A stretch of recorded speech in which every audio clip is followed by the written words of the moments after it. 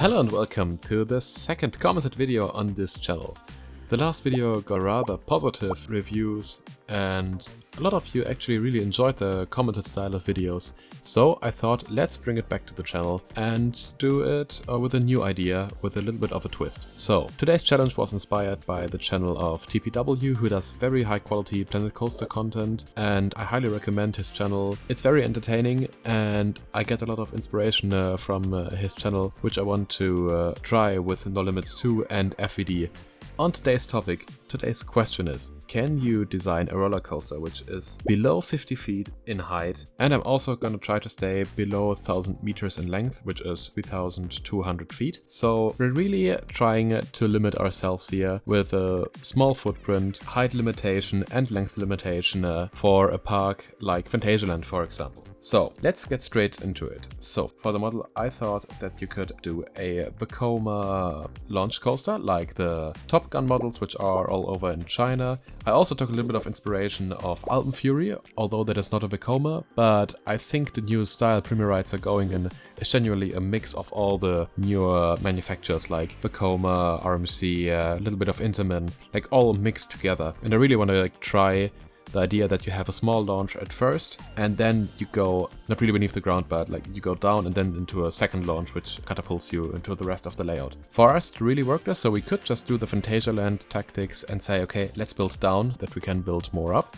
But I don't want to do that here. So we're not allowed to go beneath this layer, so that we're really limited to the 50 feet we're trying to be in. For your instance, 50 feet are around 15.2 meters in the metric scale. So since my FVD is in the metric scale, for your orientation, I'm trying to stay below 15 feet. Let's firstly set everything up, and then we can jump straight into the editing process. Firstly, I'm just gonna add a little bit of a curved section like Alpenfury as well. So a little bit smaller. Also the station is very small because I plan to make the trains the same size as Alpenfury.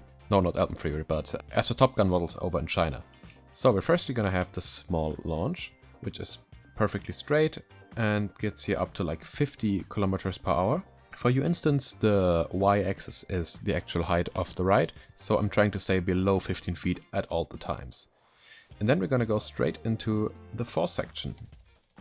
So just append the lateral g-forces and then we can continue with the rest of the forces. So I'm just planning to do a small little bend like here, maybe an overbank or something like that. Nothing too crazy, just a small element to get the ride started and to kind of dip down into the ground to get to the second launch, like Alpenfury. And yeah, you can also use this a little bit as an FVD tutorial, which I know a lot of people have been waiting for us to do a full-on FVD tutorial, but I just didn't have the time to edit this, so I recorded it.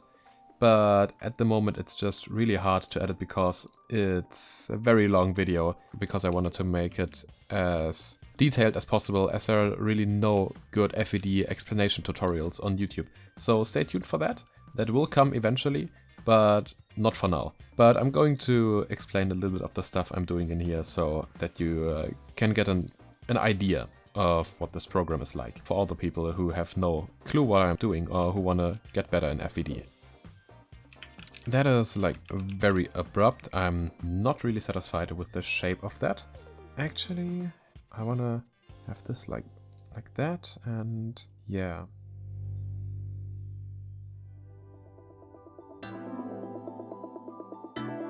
So, a small tip which I also didn't do from the beginning is it is actually very useful to work with the time warp tool to get your roll point back to approximately 0. That is a very useful tool that I didn't use for the first 2 years of working with FVD, so if you didn't do that yet, that's like a game changer that you definitely should do.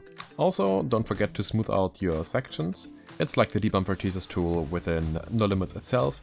You can select the time you want to smooth. The more seconds you have, the more it's gonna adjust the graphs. You see the small line right here. So we have this small dip right here, which I kinda like. I'm also gonna adjust most of the stuff later on in NoLimits itself. And we're gonna add the second launch. Let's do a really intense one, like 25 meters, sounds about right. And let's do like 85 kilometers per hour. So the Vekoma Top Guns actually don't have an official speed on RCDB, but I'm assuming it's not that much more than 85 kph, which is below 60 miles per hour, like maybe 52 or something like that. Let's just append the lateral g-forces again, for us to don't bother with that. And we're gonna make the first element here, which should be... I want to do a little bit of a top hat inversion type thing, similar to Alpha's Fury, which is gonna be really hard because right now we're already at 12.5 meters, so we have 2 meters to play with. So this is the challenge of the video, that we can't really do much in terms of height. Like this one already would be too much. So we have to think of a way in which we can do inversions, a little bit of a top hat, but not cross this line. This is actually going to be a lot harder than I first thought. Also, TPW made a family coaster, which I didn't want to do because I think that would be too easy in some kind of way. I think it's really easy to just do a family coaster which is below 50 feet, like the small Gravity Group ones, Park St. Paul for example. I really wanted to do a proper thrill coaster, to see if it is possible to make a kind of interesting and good layout for a thrill coaster with those limitations. So this will be a lot of experimenting. I'm gonna speed this up so you don't have to watch all of that.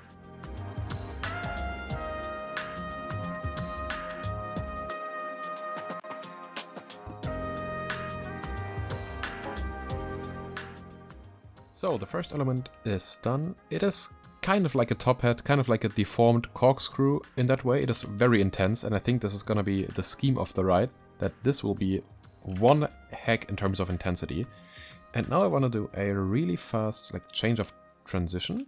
So kind of like a Stangle dive, which is gonna be really hard because I can't do them for God's sake in this program. So that might take a while as well.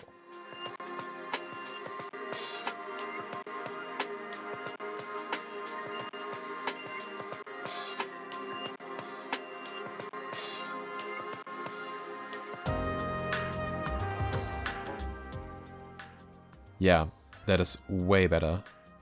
I think that one is really good. And now I think we can use the second inversion, or a second inversion in general, not just the second inversion. I don't know how much inversions we're gonna do.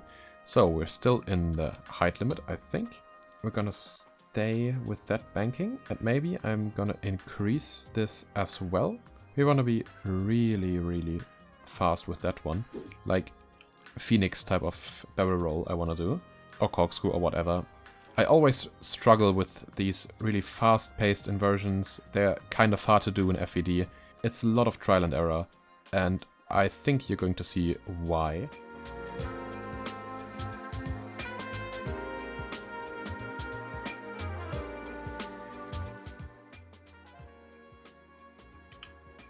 Okay, I'm kind of happy with that. And then I want to go into a little bit of a transition mess, like very fast-paced transitions, low to the ground transitions. I mean, we can't really do more with that type of challenge than low to the ground transitions, but I think we just have to be a little bit creative with the stuff. Like, I still want to make the layout as interesting as possible, although that will be very hard. And I think you could actually go for a little bit of a... I have an interesting idea. I'm gonna try something out here.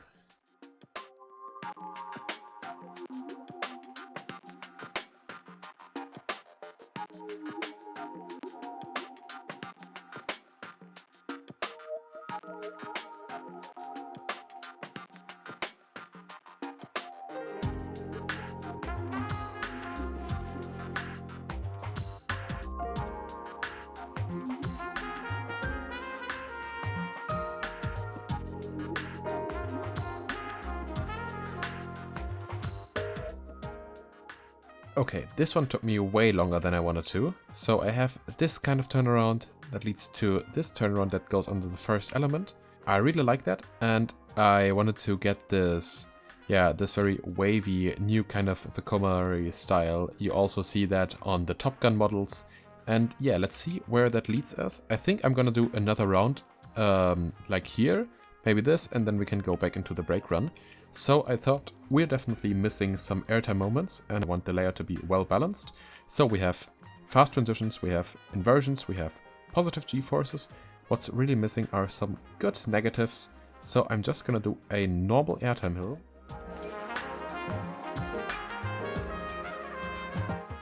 I also definitely want to include some wave turns, maybe now or later on. We have a very strong airtime hill, like negative 1.5 Gs. I bet it's gonna be way less in NoLimits later, because NoLimits just works that way. When you import stuff from FVD into NoLimits, it's a little bit annoying, but you can't really do much about that. It's just the way NoLimits handles the forces within FVD. So we have this transition to the airtime hill, and I think now I can do the wave turn, because the layout is going to be more spread out than I originally wanted to be. But yeah, I mean, most of the times my layouts don't get that way that I intended them to be, but yeah, you just have to work with that. So we're gonna do a wave turn.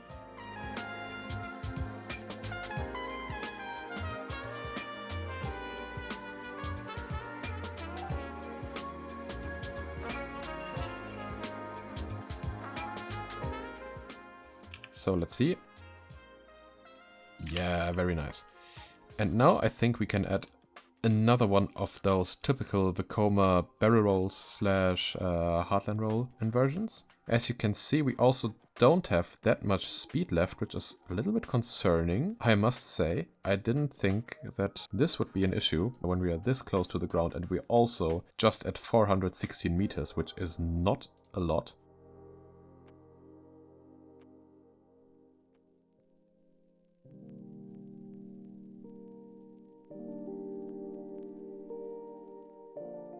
Let's check it out. Yeah, kind of like that. That's more like a corkscrew, not really or more like a barrel roll this time, for real, and not like the heartland roll I intended, but that's no problem. We're gonna work with that. And then I think I also, because I don't have that much speed left, okay, I still have 65 kph, and I've also looked at some POVs, and towards the end, those Top Gun models, they're really struggling for pace. Like, the pacing is not that great. I guess that comes from the reduced train length. I think that's the reason why they lose so much pacing towards the end. Yeah, let's do another low to the ground transition here. Let's try and finish off this layout with a bang. Okay, this is a very high intensity turn. I guess that will be too much. I'm trying to think of a way where we can build the brake run. I'm guessing, like, we're doing another airtime hill like here, or maybe another outwards bank to the left, then to the right, and then we go to the brake run like this. Then this would be a really nice small layout that you can also copy for smaller parks, etc, etc. But this one will be a struggle. This one will be a real struggle to get this last element working. So I want to keep the high intensity of the ride, of course, but for me to do that, I think I need to do a lot of tweaking with the forces. So this one, I guess it's gonna be a very, very long edit. Enjoy the sped up footage.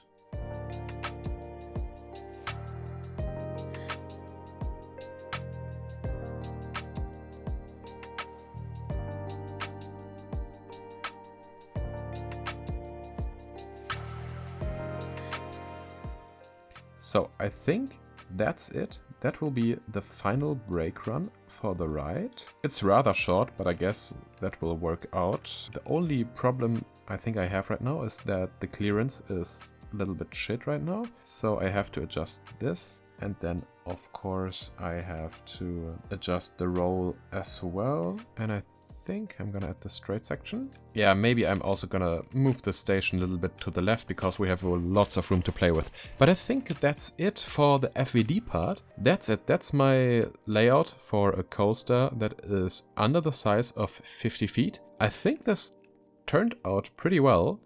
And let's see what it looks like in NoLimits. Yeah, let's see. How tall are you? Okay, this one is actually way smaller now. Maybe we are lucky and we can actually get the whole layout above the ground without exceeding the height limit. Yeah, 15.15 meters. Okay, 15.22 meters. Let's quickly look up what the translation of 50 feet is. 15.24 meters. So I think we're definitely good. So the original challenge is done, and now I just have to connect the rest of the layout and do add a custom switch track and stuff. And yeah, I'm gonna do that right now.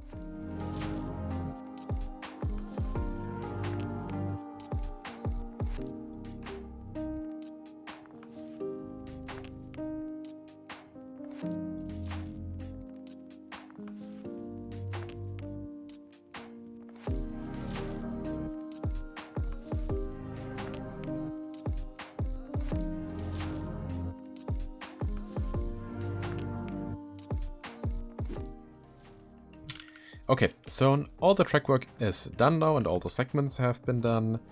Now I'm just gonna fix some of the roll points. Then I'm gonna build some supports and maybe do a little bit of scenery, just some trees for it to look a little bit more nice. Yeah, I'm also gonna do the terrain working because there are some parts where I think the clearance would interfere with the ground, like here. So I'm just gonna clear all of that and then I can show you the final result.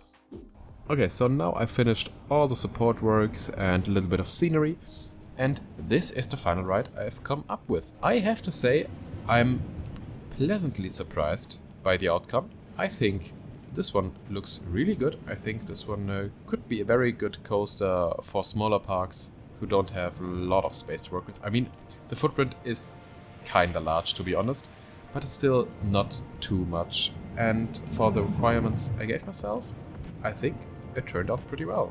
I think, enough said, let's give it a ride and see how it looks.